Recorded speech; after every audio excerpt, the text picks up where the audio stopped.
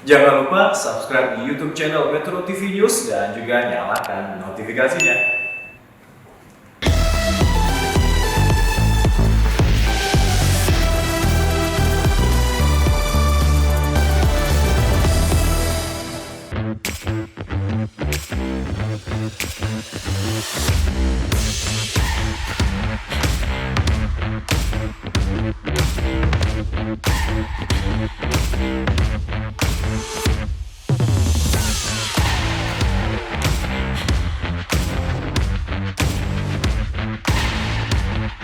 Saya Afi Adimari. Saya Rahayu Saraswati. Saya Yeni Wahid. Saya Desi Rahmawati. Malam ini kita akan menyaksikan dan membahas soal fenomena candu judi online.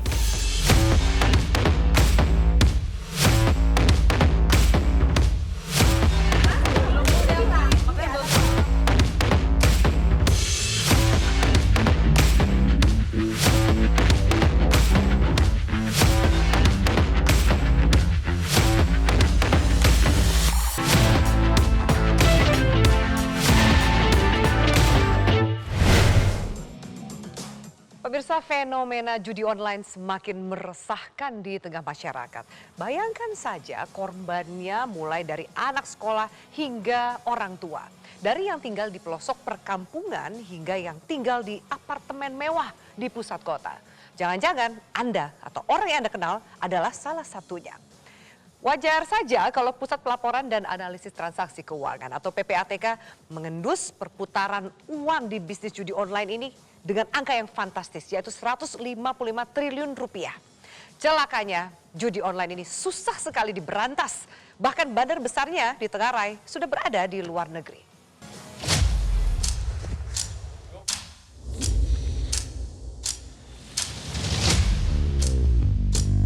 Saya tidak akan memberikan toleransi kalau masih ada yang kedapatan, pejabatnya saya copot. Saya tidak peduli apa itu Kapolres, apakah itu Direktur, apakah itu Kapolda, saya copot. Di Mabes juga sama.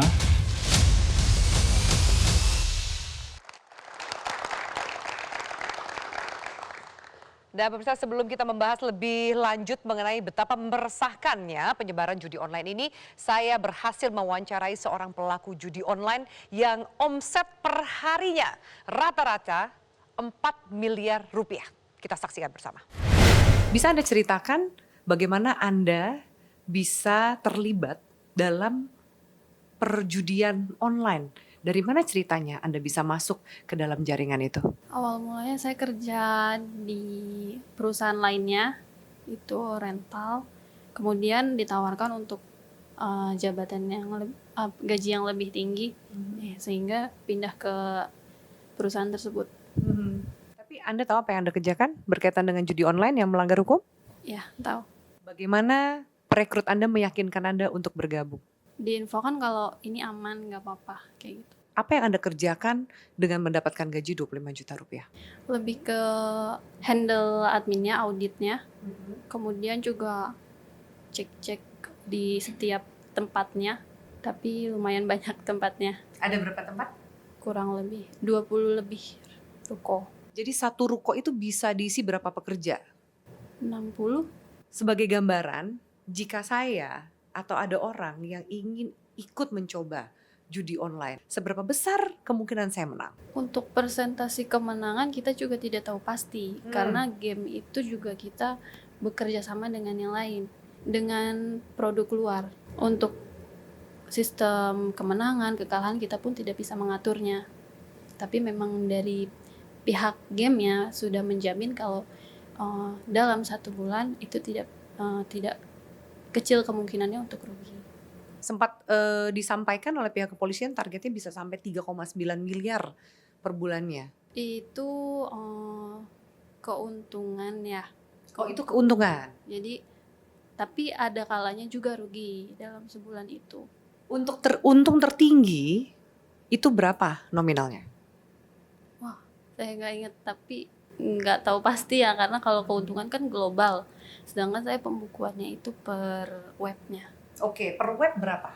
Total keseluruhan webnya 50. 50. Dari 50 web itu paling banyak keuntungannya itu kira-kira berapa? 2M, 2M per? 3M. Oke, itu tadi wawancara saya dengan salah satu tersangka pelaku judi online mengelola sekitar 50 website, angka keuntungan per harinya hampir mencapai 4 miliar rupiah. Jadi uang yang sangat fantastis, 155 triliun itu jadi terbayang bagaimana perputaran uang dari judi online ini. Tapi apa yang salah? Kenapa kemudian masyarakat tahu ini melanggar aturan tapi tetap ikut memainkan? Saya dulu meneliti 3 tahun soal kecanduan internet, yang artinya memang gini, kalau bicara soal judi online, kenapa kemudian siapapun bisa mudah tertarik? Manusia itu dikenal dengan istilah homo ludens, kita itu semua pemain. Kita tuh pasti seneng main karena itu bagian dari kemanusiaan kita. Dan serunya, kalau tanda kutip ya, serunya judi online ini kan memang depositnya juga biasanya murah. Rendah sekali, Anda cukup Terjangkau 10.000, 20.000 gitu ya. Dengan angka segitu Anda merasa tidak mengeluarkan sesuatu yang besar dan Anda mendapatkan rekreasi murah. Karena sejak pandemi memang angka peningkatan orang kemudian bermain Judi online? Judi online atau keterikatan pada semua yang ada di dunia internet itu tinggi sekali karena orang nggak bisa kemana-mana. Jadi rekreasi yang mudah, gratis dan pasti menyenangkan. Salah satunya adalah lewat Bagaimana rekreasi dengan tanda kutip ya. Bagaimana dengan keuntungan? Apakah kemudian itu juga memain peran yang besar ketika Memang. misalnya deposit sekian 10.000 ternyata mendapatkan 100.000 gitu? Karena depositnya sangat kecil, jadi ketika Anda loss, Anda rugi, Anda nggak merasa oh itu mah biasa orang kayak beli ayam Nggak bakar terasa misalnya. kerugiannya dibandingkan Betul, dengan dengan rekreasi yang ia dan dengan dapatkan. fantasi bahwa Anda bisa mendapatkan keuntungan. Makanya kayak canggihan dari judi-judi online ini, mereka biasanya akan punya sistem yang kemudian juga melakukan propaganda serius. Ya. Ngiklannya serius banget. Oke, kita stop di situ dulu soal ngiklan serius. Mas Ruby bisa dijelaskan nggak sih, bukan memberikan inspirasi, tapi sebenarnya bagaimana cara kerja si bandar-bandar judi di Indonesia yang terafiliasi dengan bandar judi di luar negeri? Baik, persis seperti yang disebutkan tersangka tadi adalah para bandar lokal yang mau menjalankan aktivitas judi online-nya itu nggak perlu pusing-pusing mempunyai sistem, membangun sistem dan segala macamnya karena bandar luar, afiliat yang besar di luar sudah menyiapkan semuanya. Misalnya saya mau jadi reseller di Indonesia, saya tinggal agree sama salah satu pihak, mereka menyiapkan tuh sebuah sistem lengkap, servernya beragam di mana aja, nggak hanya di Indonesia. Logikanya kayak orang beli franchise gitu? Kurang lebih seperti itu. Masalahnya franchise ini nggak perlu berbentuk kelihatan secara fisik gitu. Dan karena untuk menjaga kerahasiaan semua pihak, baik itu yang besar maupun reseller yang di masing-masing negaranya, itu sistem udah full bandar besar yang ngatur. Bandar besar yang ngatur. Dia taruh di berbagai macam negara, pakai teknologi tertentu. Yang penting adalah deliverable-nya, item judi online-nya menarik bagi para user dimanapun. Ini sebenarnya ada dua hal kalau misalkan kita lihat tadi. Yang pertama, kalau misalkan tadi Mbak Afi bilang, kalau misalkan masyarakat sudah tahu aturannya bahwa ini salah. Tapi, nah kembali di situ gitu, belum tentu mereka tahu bahwa itu salah gitu. Kenapa? Karena satu sisi sosialisasi dari aturan. Saya pun juga harus belajar nih untuk sesi ini gitu ya, episode ini. Aturannya apa saja sih gitu, siapa sih yang bisa ikut kena coba juga, gitu ikut kan. praktek juga nggak? Tadi saya sempat nanya sama Mas Ruby, benar ya bahwa di Indonesia itu baru ada 2 aturan yang kita ketahui di Undang-Undang ITE dan di KUHP. Nah ini sekalian kita edukasi ya kepada masyarakat, jangan sampai nanti mikirnya bahwa memangnya ada, bahkan nggak tahu, jadi mereka ikut udah kayak main games. Nah karena main game online itu ya tidak sama dengan judi online. Nah, jadi ini yang harus bahwa di pasal 45 ya, ayat 2 Undang-Undang ITE yang mengancam pihak yang jadi ini mengancam pihak yang secara sengaja mendistribusikan atau membuat dapat diaksesnya judi online. Itu pidana penjara paling lama 6 tahun dan atau denda paling banyak 1 miliar rupiah. Pasal 303 KUHP, nah itu mengancam para pemainnya. Nah ini para pemain, jadi bayangkan kalau misalkan kita main judi online, bukan bandarnya, itu bahkan bisa kena pidana penjara paling lama 4 tahun dan atau denda pidana paling banyak 25 juta.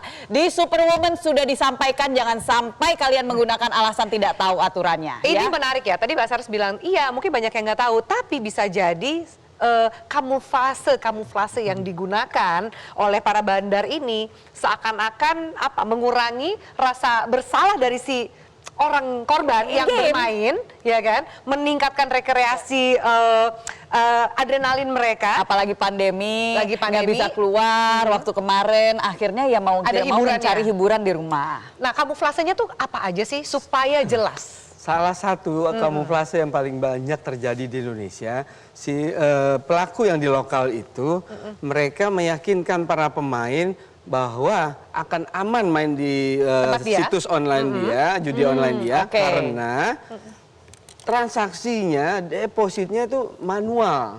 Misalnya ke saya nih, udah pemain-pemain tuh deposit ke rekening saya, nggak ke sistem sama sekali. Dengan alasan satu aman, nggak kelihatan transaksi judi online, nggak ada transaksi di sana. Si pemain akan saya berikan akun-akun dan passwordnya ke situs-situs tertentu. Nanti semua dan kembali uangnya itu akan lewat normal lagi, jadi nggak fully online gitu loh. Iya, Nah, itu dan salah uangnya satu bisa kamuflase langsung besar. ditarik karena masuk langsung ke rekening si pemain. Betul. Jadi dua jalur nih, mainnya online, transaksionalnya offline gitu, alias bukan di sistem. Traceability-nya jadi susah. Betul, terkesan itu menyamankan bagi pemain bahwa Nggak bakal kamu anonimus, ketahuan. betul. Nggak Kamu bakal anonimus. ketahuan lo. Kalau ketahuan pun situsnya yang ditutup gitu loh. Tapi bisa Pemain nggak mereka aman. ketahuan? Karena jarang banget kita lihat gitu, kecuali sekarang ya pemberitaannya lagi masif karena ada perintahnya Kapolri. Sebelumnya kayaknya yang main judi online dengan transaksi 155 triliun rupiah ini kemana? Nggak ada yang ditangkap Tapi gitu. itu kan 155 in total Betul, kan? tapi kan Nah, pemain itu ada putaran ini uangnya. kalau misalkan kan tadi nggak dibilang ada. bahwa satu tempat aja bisa megang 20, 50 bahkan 50 website, di 50 website gitu kan. Jadi tersebar gitu. Jadi kalau misalkan mereka ditutup 30 misalnya dari 50. Mereka bikin bisa, lagi. masih bisa Betul. bertahan. Salah satu Ya. tadi selain kamuflase seperti itu, kenyamanan dan keyakinan orang memain lagi bukan karena edik atau yang umum aja, itu dikarenakan dipastikan mereka menjadi pemain totali aman, Ya. merasa ini internet, ini teknologi nggak kelihatan. Kalau judi fisik kan digerebek gitu Iya, kan, iya, dia bisa main iya, di mana iya, aja, pakai iya. device apa aja, di internet mana aja, Yes. nggak usah di lokasi Tanda persis. kutip nggak bisa atau sangat sulit untuk digerebek oleh pihak kepolisian. Mindset si pemain begitu, tapi realitanya? secara teknis bisa mudah. Sangat Tapi mudah. kalau penegakan hukumnya kan itu Ini urusan pakarnya nih yang ngomong gitu, pakarnya. Jadi mudah ya teman-teman ya, jangan Jadi hati-hati ya. terlena. Ini menarik sekali, kita mau bahas lebih jauh. Kita harus jeda dulu. Yang salah satu yang nanti juga akan kita bahas adalah mayoritas tim kerja ini adalah perempuan yang dipakai untuk merayu target anggota baru sebagai tim marketing dan juga customer service. Nah, kita harus jeda. Kita akan lanjutkan pemirsa sesaat lagi. Tetaplah bersama kami.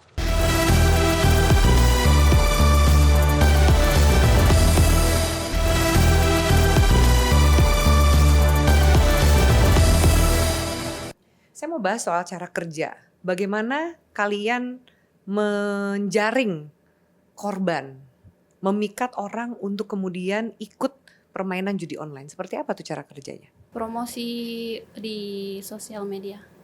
Kayak apa tuh promosinya? Jadi sebar banner, sebar apa ya, gambar-gambar di sosial media yang menarik.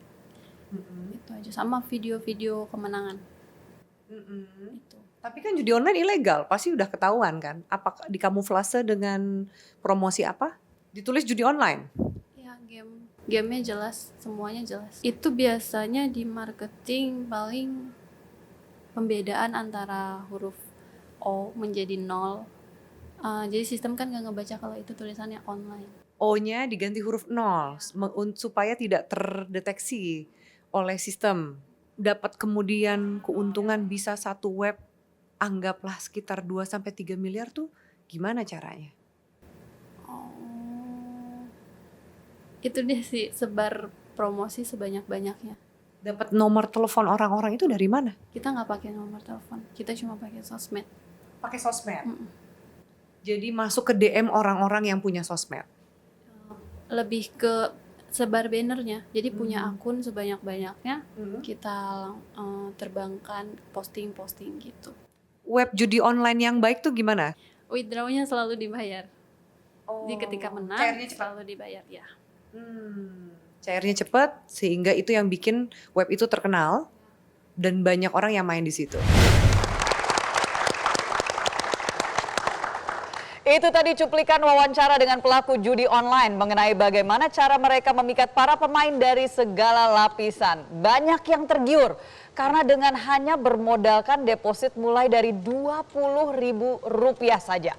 Bandar menjanjikan keuntungan berlipat-lipat lewat permainan yang seakan-akan sangat mudah. Padahal dalam permainan judi apapun, bandar yang selalu menang or the house always wins. Ya nggak sih Mbak Yeni? That's something that we always hear biasanya kalau misalkan di Las Vegas gitu ya, kasino gitu. Selamat datang Mbak Yeni. Terima kasih. Kalau misalkan kita ngomongin tentang judi online, of course, sekarang kalau tadi kita udah bahas tentang bagaimana mereka bisa memulai itu semua, tapi honestly bagian yang saya tertarik adalah bagian bagaimana korban atau pemain-pemain itu jadi kecanduan. Ini ada kaitannya sama otak kita. Jadi judi online ini kan, judi atau apapun semua hal yang sifatnya adiktif, itu punya pengaruh besar terhadap otak merespon banyak hal. Fungsi-fungsi normal itu jadi terganggu begitu kita mengidap adiksi. Misalnya ada fungsi otak basal ganglia, amigdala, korteks segala macam itu sangat terganggu. Kenapa? Dia jadi lebih susah untuk melakukan fungsi-fungsi normal. Karena dia ada banyak sekali perasaan-perasaan ya, mulai dari sebetulnya perasaan depresi, lalu perasaan kalau dia nggak judi online, kalau nggak judi, melakukan judi dia sangat terganggu, dia gelisah. Nah, tapi kan tapi juga merasa bersalah, tapi nggak merasa bisa melepaskan diri dari permasalahan gitu. itu. Tapi gitu. penasaran.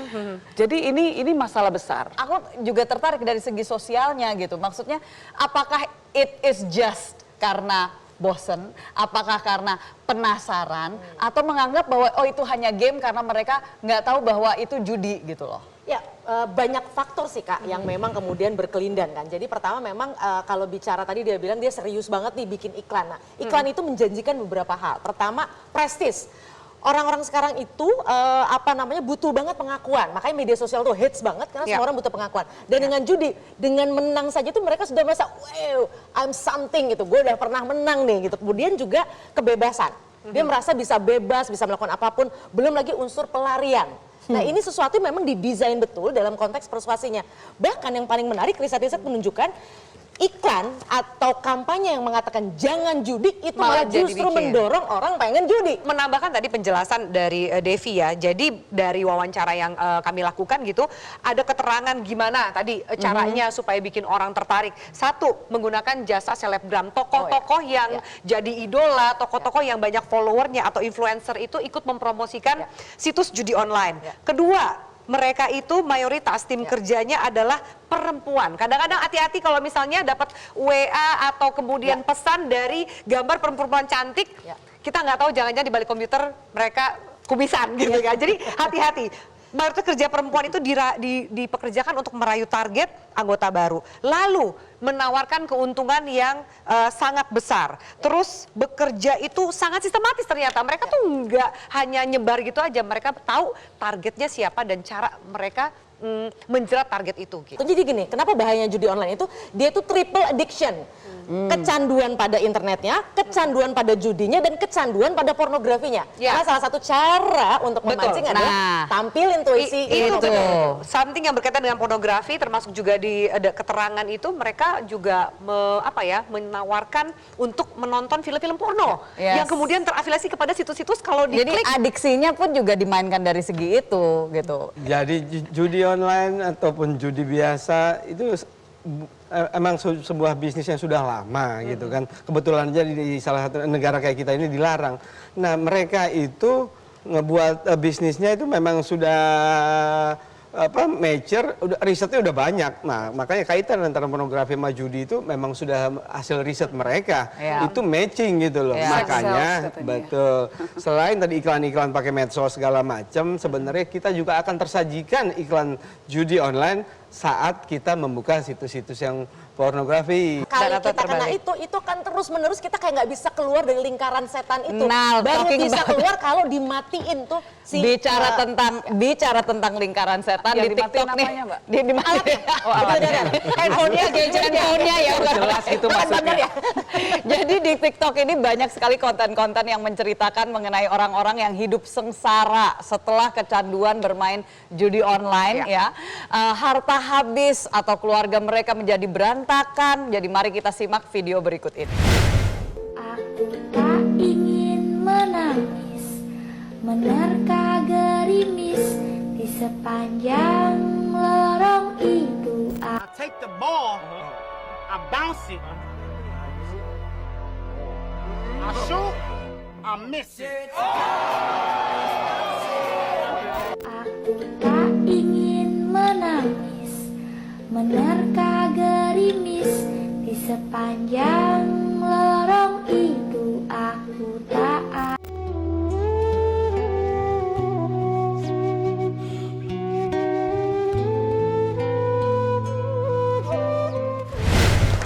Ini kan Itu curhatan iya, orang-orang kecanduan seperti ini kan sebenarnya bahkan di film-film udah banyak gitu loh yang kita kelihatan bahwa karena masalah judi jadi dia harus kehilangan istri dan anaknya, terus masalah Harta judi, benda. harta benda dan akhirnya juga Tapi itu sesuatu yang kalau bagi orang yang mendengarnya, dia nggak ngerasa itu bukan sesuatu yang dekat dengan dia. Kenapa kemudian orang ngelihat judi itu gampang? Karena beda dengan, mohon maaf, misalnya kalau pakai sesuatu narkoba itu kan susah ya, artinya Anda harus cari dulu, beli dulu. Ini kan dengan gampang. Paling mereka akan berpikir satu, Wow, itu orang apes aksesnya. aja gitu. Aksesnya. Atau gini, gue bisa kok kalau saya Cuma saya gini nahan aja, diri betul. bisa kok nggak Iya, akan terjerumus. iya. Ilusi dan fantasi itu yang memang juga terus menerus dibombardir, di spam, terus kita Iya. diserang terus Iya. oleh orang-orang yang bisnisnya kayak begini. ya kan bahkan sudah ada 566.322 konten ya yang udah diputus nih tadi dimatikan gitu.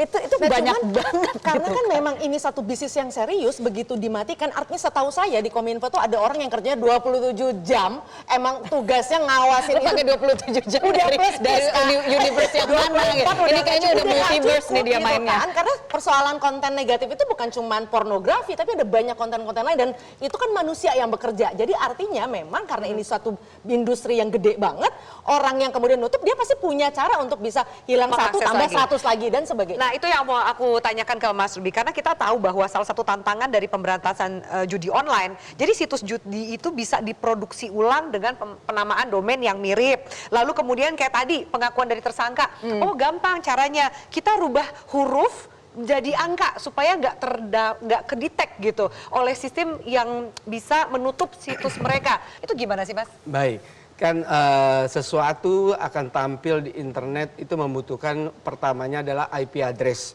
yang mana semua orang mestinya susah untuk ngapalin IP address. Makanya IP address di-convert menjadi sebuah nama domain. Intinya dua itu, nama domain sama IP address. Nah, saat sistem judi online itu nyala, dia pakai nama domain X, lalu IP address A. Itu saat diblokir, dia by system akan automatically merubah nama domain ataupun IP address-nya. Jadi mau tadi kerja 27 jam pun ya kalah sama yang sistem yang otomatis ini gitu. Kita mau lanjutin juga nih, kita simak kembali wawancara Mbak Afiani dengan tersangka pelaku judi online. Dari 50 web, jenis permainan apa yang paling banyak diminati oleh orang yang main judi online? Slot. Slot itu kayak gimana sih? Boleh diceritain nggak? Oke, kalau slot itu kita hanya pencet aja, spin. Tapi kalau misalnya yang lainnya seperti bola, itu harus paham. Minimum deposit berapa untuk bisa main slot?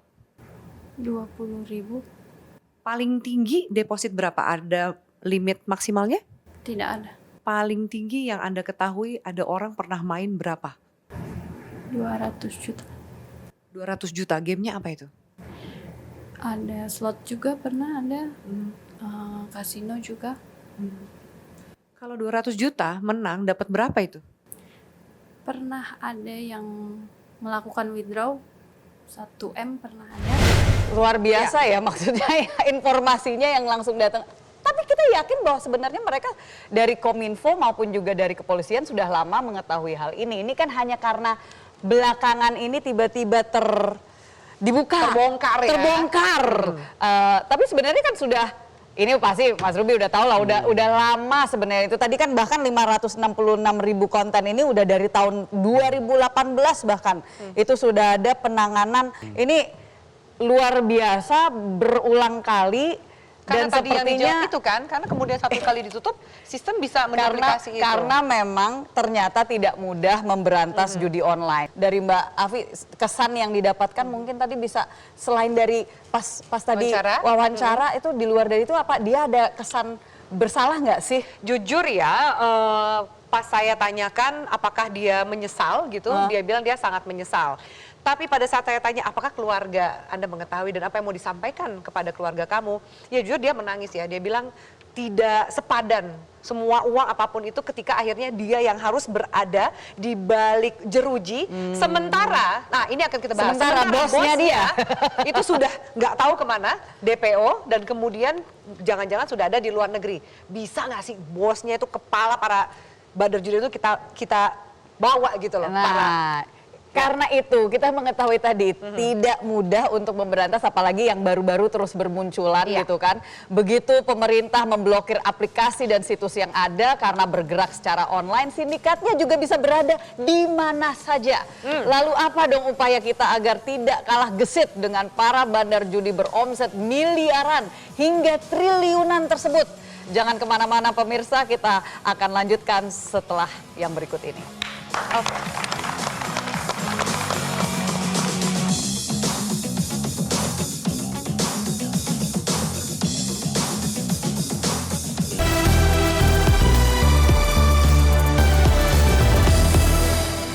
Polisi mengatakan jaringan atau perusahaan yang tempat Anda bekerja ini berkaitan dengan jaringan dari Kamboja, betul? Ya. Siapa yang melakukan transaksi bisnis dengan pihak luar negeri? Salah satunya di Kamboja. Di bosnya langsung. Anda kenal bosnya langsung? Iya. Iya. Bosnya ikut tertangkap? Tidak. Si bos ini siapa? Bisa punya uang segitu banyak dan juga mengendalikan jaringan sampai ke luar negeri? Profilnya seperti apa? Profile. Intinya dia bos saya sebelumnya yang dirental, yang menawarkan saya untuk masuk di perusahaan ini. Orang Indonesia? Ya. Anda tahu latar belakangnya? Tidak. Bisnisnya selain judi online apa aja? Ada rental mobil, cafe juga ada. Ada di IT juga tapi saya kurang paham. Udah itu. Anda juga kerja di perusahaan periklanan. Apakah itu juga milik dari bos Anda? Ya itu jadi saya diminta untuk membuat perusahaan tersebut dengan nama saya. Tapi sebenarnya perusahaan itu tidak ada. Hanya untuk dipergunakan untuk membuat rekening PT yang dimana penggunaannya untuk gaji karyawannya, karena karyawan kan gajinya karyawan dengan sebanyak itu tidak mungkin menggunakan rekening pribadi, makanya memerlukan rekening PT.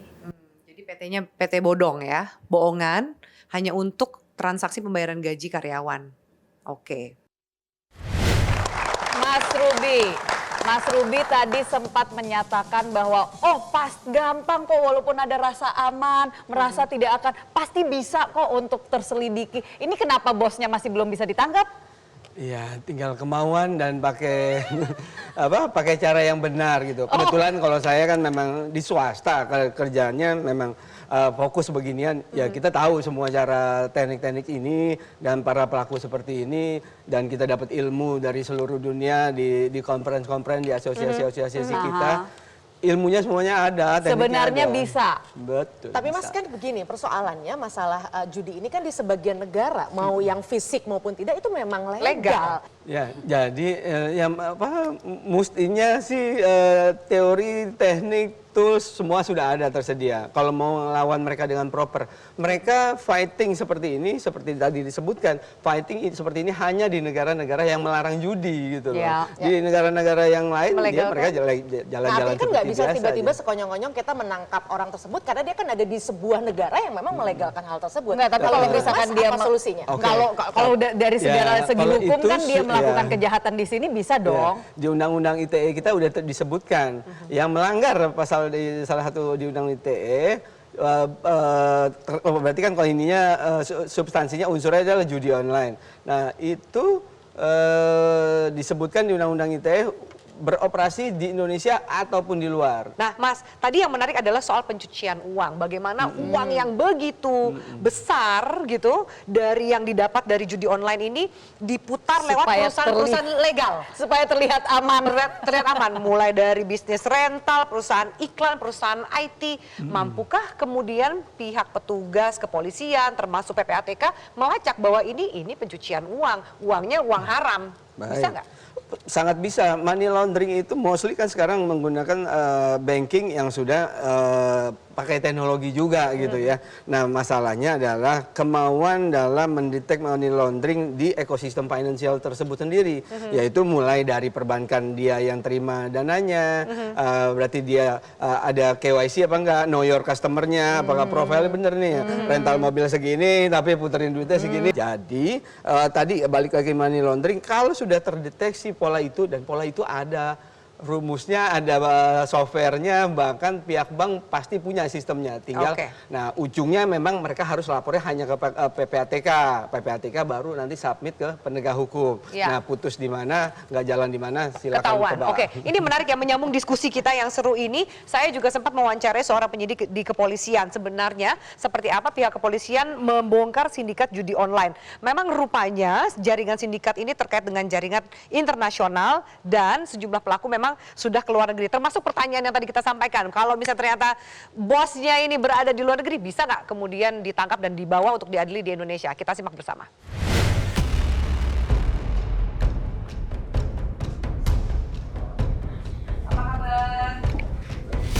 Seberapa sulit untuk membongkar jaringan judi online, Pak Akbar? Kalau untuk kesulitan, kami nggak ada kesulitan, dan kami memang masih terus melakukan upaya terkait masalah mentrace. Kemudian kami juga sudah membuat DPO juga untuk terkait bosnya. Kami tinggal nanti berkoordinasi dengan pihak-pihak yang lain, baik itu di Inter maupun PPATK. Apakah orang yang bermain judi online juga bisa ditangkap oleh polisi? Ya, kami sudah melakukan upaya juga. Selain dari yang ini, kami juga melakukan pengungkapan beberapa yang sudah kami amankan. Sebelum kita mengungkap yang jaringan besarnya ini, ada 5 orang yang sudah kami amankan terkait dia memasang atau bermain di judi online ini. Pak Akbar, kalau ternyata terafiliasi jaringan yang ada di Indonesia dengan jaringan di negara lain, di mana di Indonesia peraturannya adalah judi itu ilegal, melanggar hukum. Tapi di negara tertentu mungkin saja dilegalkan. Lalu bagaimana upaya proses hukum supaya bisa menangkap pihak otak dari pemilik jaringan ini?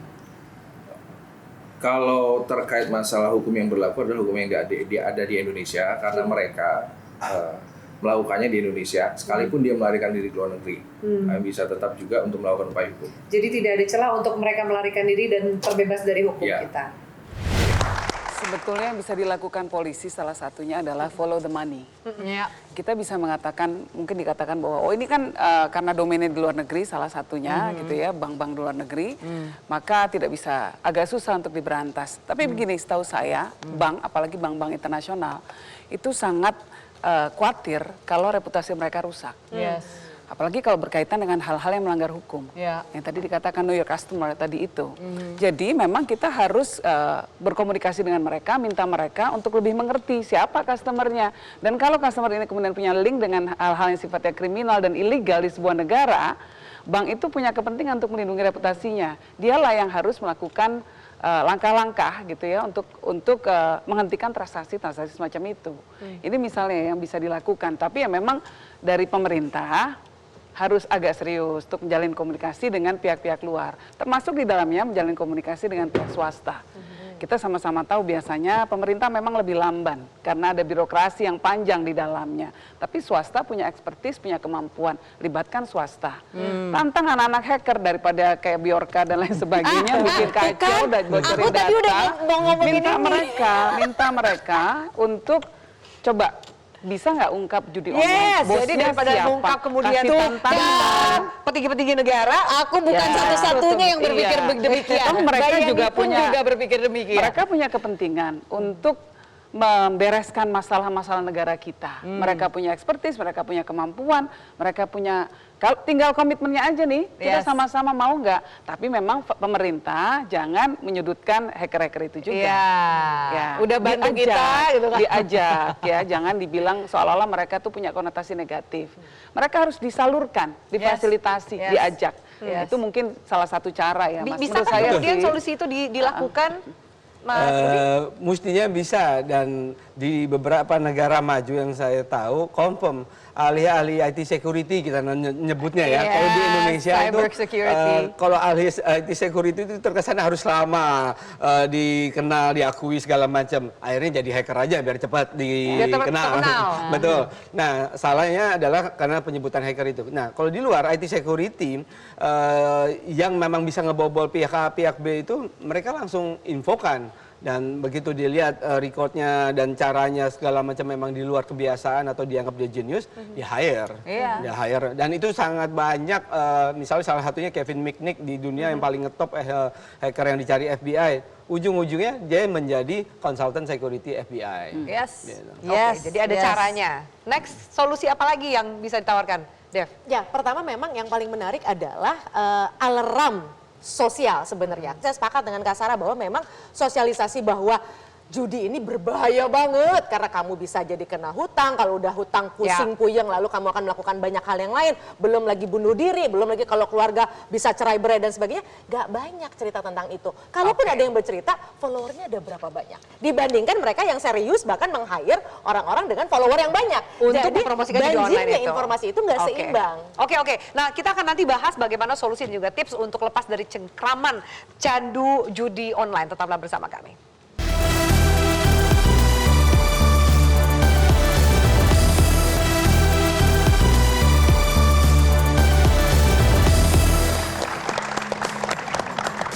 Oke, kita balik lagi ke Superwoman. Nah, yang pasti udah lama penelitian menunjukkan yang namanya bandar itu pasti selalu untung. Dan kita para pelaku pasti selalu buntung. Ini pertanyaannya, kenapa sih kemudian kita selalu merelakan diri kita untuk terjebak pada bujuk rayu dan terperdaya untuk memenuhi kekayaan orang-orang yang kemudian mengambil keuntungan gede banget dalam hal ini. Makanya memang salah satu yang paling penting adalah campaign bahwa judi itu sama kayak kita campaign bahwa hey, sitting is killing gitu ya, bahwa kalau kebanyakan duduk itu bisa membunuh. Yang namanya ada ya? Ada sih, itu dari 2012. Itu panjang cheating banget. is killing. Itu juga harusnya ya. Sitting is healing, oke. Tapi jangan sambil main judi ya. Nah, kalau artinya memang bahwa yang namanya judi kelihatannya nikmat karena duduk santai scrolling, tapi gak ada kekayaan yang diperoleh hanya dengan duduk-duduk santai dan cuma scrolling. Jadi please stop untuk lakukan judi.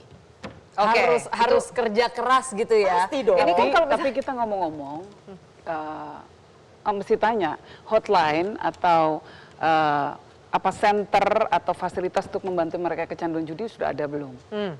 Karena kalau sudah kecanduan, itu biasanya sulit mengatasi sendiri kalau nggak dibantu dari luar. Dan memang sayangnya orang yang kecanduan itu OTG, Mbak, orang tanpa gejala dan mereka nggak sadar kalau mereka udah kecanduan. Itu salah satu problem. Makanya tapi kan orang tua, keluarga kan bisa mendeteksi itu biasanya. Dan kemudian bisa mengatur atau bisa mengarahkan ke online atau hotline semacam ini. Kalau nggak ada support sistemnya dan harus sendiri ya biasanya akan susah juga. Apalagi begitu serangannya begitu masif ya. 500 triliun itu sama dengan uang yang dipakai pemerintah untuk subsidi BBM. Tapi kan it's lumayan memprihatinkan kalau misalkan dari undang-undang yang ada bahwa pemainnya itu udah langsung pidana gitu ya. Padahal kan mungkin kita bisa melihat juga banyak di penjara dari nanti main judi online lagi. Banyak dari mereka yang lebih aman. Mungkin ya korban ada gitu. temennya yang ngasih tahu ini caranya. Yes, kayak narkoba gitu loh. Jadi apakah malah kita perlu jadi ada center? Malah jadi operator juga. Malah naik level. Jadi kalau narkoba itu ada istilahnya masuk kucing keluar macan. Kalau masuk penjara gitu. Jadi jangan premium. Jadi kan yang kita butuhkan sebenarnya ini mulai arm for reformasi dalam sistem hukum kita juga ya, untuk bahwa ada banyak alternatif way untuk kita bisa mereformasi seseorang. Jadi jangan sampai melihat hanya ya pokoknya efek jerahnya itu dengan memasukkan mereka ke dalam penjara gitu loh. Padahal untuk penjara itu ya adalah bandar-bandarnya, untuk pemainnya ini bagaimana untuk mereka menyadari itu salah dan mereka untuk bisa get over kecanduan itu kan tadi yang Mbak yang makanya mungkin bilang. kalau udah sampai pada titik kecanduan tertentu memang tidak cukup cuma dengan call center. Sekarang sebenarnya rumah-rumah panti jiwa itu sudah menerima. Bahkan dari penelitian saya sendiri dari tahun 2014, 2015, kalau dulu yang banyak masuk ke sana adalah mantan pengguna narkoba, orang sering nggak tahu kenapa sih orang masuk rumah sakit jiwa. Oh, ini karena kutukan Tuhan, karena gila. Bukan, rata-rata pencandu narkoba. Tapi semenjak era 2016-2017 yang banyak itu karena kecanduan internet, salah satunya adalah judi, game dan sebagainya. Yes. Oke, ini menarik sekali. Itu dari sisi pemerintah membantu sosialisasi software-nya lah, kurang lebih seperti itu. Tapi kita nggak mau cuman pakai cara itu aja, kita mau bandarnya juga ditangkap, mereka yang mengeruk keuntungan paling besar yang juga bertanggung jawab buat merusak anak bangsa ini. Gimana tuh Mas Ruby? Orang awam nih pasti kita taunya ada kata algoritma gitu. Tadi sempat kita omongin. Pasti ada dong Bang salah satu cara algoritma untuk pada saat itu muncul sebelum bisa diakses orang itu udah langsung alarm bunyi, udah langsung di take down gitu. Tadi kan dibilang ini salah satunya tadi ada akun-akun orang-orang di TikTok yang testimoni bahwa dia jadi korban setelah ini algoritmanya juga sama, bisa ditandemin tuh. Jadi begitu ada situs-situs yang disangka judi online dan lain sebagainya, sebelum masuk ke sana ini udah keluar dulu. Prevention itu penting sekali menurut saya, karena edukasi ke masyarakat supaya jangan masuk. Begitu masuk udah susah. Nah ini harus, mereka kan yang TikToker dan lain sebagainya tadi dikatakan followersnya kecil, harus dibantu. Harus dibantu, diamplifikasi, dinaikkan konten-konten semacam itu. Nah yang bisa bantu siapa? Yang punya jaringan luas siapa? Ya pemerintah. Nah ini harus diamplifikasi. Ya kembali lagi, jadi duta anti judi online. Mestinya mereka punya pemikiran-pemikiran seperti ini yang simple, out of the box ini menurut saya. Nah sekarang mereka cuma menunggu pelaporan satu, dan juga melakukan crawling yang tadi 27 jam tadi. Dua hal itu nggak ada yang efektif. Dan itu nggak akan menyetop, nggak akan menghilangkan judi online di Indonesia. Sebenarnya kita sama mereka sama-sama tahu ditutup satu akan tumbuh 100 dan berikutnya. Untung bukan kalau 1000. nggak berpikir out of the box seperti ini, nggak akan putus ataupun memutuskan situs-situs online tadi, nggak akan. Sebenarnya bisa kan kita juga kerjasama dengan providers misalnya. Jadi pada saat ini nggak tahu nanya nih makanya nih bukan orang IT sekali lagi. Tapi bisa nggak sih kita misalnya kerjasama dengan Interpol, kita kerjasama dengan cybercrime, kita kerjasama dengan Kominfo. Pada saat istilahnya ada nih yang digunakan sebagai decoy gitu, tapi itu hanya untuk menunjukkan kalau misalkan ada orang yang akses itu langsung keluar bahwa IP address Anda telah tercatat mengakses situs ini gitu, kan? Sehingga mereka mikir untuk lanjut gitu. Exactly. Bisa nggak sih tuh kayak gitu Bang? Sangat bisa, mau solusi apapun. Dan kerjasama antar instansi penegak hukum dunia yang ada Interpol, di Indonesia kan Mabes Polri sudah ada NCB alias cabangnya Interpol. Dan itu udah biasa. Dan kita sudah sering membantu penegak hukum untuk menangkap pelaku-pelaku kasus lain menggunakan kerjasama dengan Interpol itu. Banyak kasus yang kita ungkap. Nah jadi apalagi untuk judi online. Tapi ada nggak negara yang sudah menggunakan metode yang tadi disampaikan Kak Sarah bahwa setiap warga negaranya ketika mengakses konten negatif kemudian muncul peringatan? Itu hanya bisa dilakukan di Cina. Nah, artinya kan ada persoalan karakter pilihan politik kita yang memang tidak otoritarian. Sebetulnya begini, kalau untuk konten-konten radikal, konten-konten ekstrim, itu kayak Google dan lain sebagainya, itu ada provider. Nah, mereka sudah nggak tayangin lagi karena ada standar yang disepakati bersama bahwa hal-hal ini merusak. Kita harapkan poin diskusi ya ini bisa menjadi masukan, kritik dan saran juga untuk Kominfo. Dan pemirsa, judi ini bohong besar kalau judi menjanjikan kemenangan dan kekayaan. Karena candu bermain judi sudah kita bahas tadi, termasuk judi online adalah awal bagi Anda menuju kemiskinan dan hidup dalam kesengsaraan. Dan yang pasti awas karena Anda bisa diproses hukum karena terlibat dalam permainan judi online ini. Baik, terima kasih banyak para panelis. Menarik sekali pembahasan kita. Dan saya Firman Undur diri, terima kasih atas atensi Anda. Kita jumpa di episode berikutnya. Selamat malam.